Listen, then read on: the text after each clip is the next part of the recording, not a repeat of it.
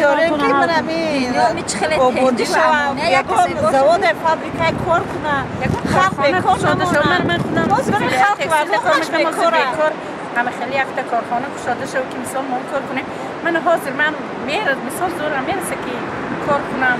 خانه مردم هم در من میکنه برای همین میخوام کار کنم حالی هم خیلی قوتم فکر میکنی همین آوازش مو یکم نقشه میبوزه با فکر من ممکن فکر نمیدونم ممکن آینده‌اش کنن پیش بودگیاش هیچ یگان کوشش صادق نیست من کردم سو بودن نویره دارم صادق نیست و مثال خودش کارگر اینجا کار کنم میگه بودکش در خانم همه خیلی نمیدونم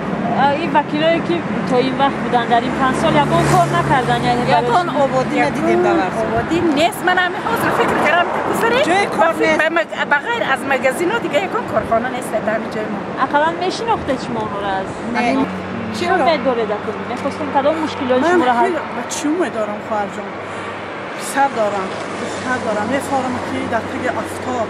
در همین تاجیکستانی همین میبینم من از سوریه و همین جای جنگ و نمیفهمم خیلی میخوام همه وقت صلح و امانی باشه افتاد در بالای سری پیدا کنم انا میخوام بچه جان آواز داده درباره برنامه‌هاشون یگان چی میدونستید نشون کرده بودم باش ما واخوری کرده بودم ها واخوری کردم خیلی چی میگی کاغذ آوردم دادن و این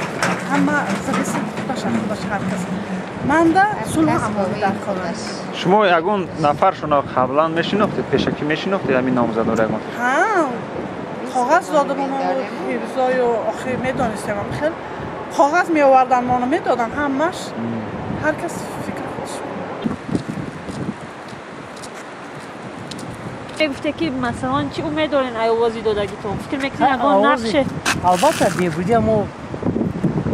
نگاه بینی این مثال آینده داره یک اول خلق باید بهتر شد شما وکیلانی که انتخاب کردید مثلا قبلا پیشکی میشناختید و یا که نمیشناختید شما مثلا از وکیلانی که مثلا مدت 5 سال از شما نمایندگی میکردن مثلا چگونه بها میدید آیا قناعتمند هستید یا که یگان بهبودی کردن بهبودی برای که برای خلق بهبودی ساده قانونای ناز ما هم طرفدار قانونای ناز شما از این وکیلانی که مثلا انتخاب کردید چی انتظاره آینده برای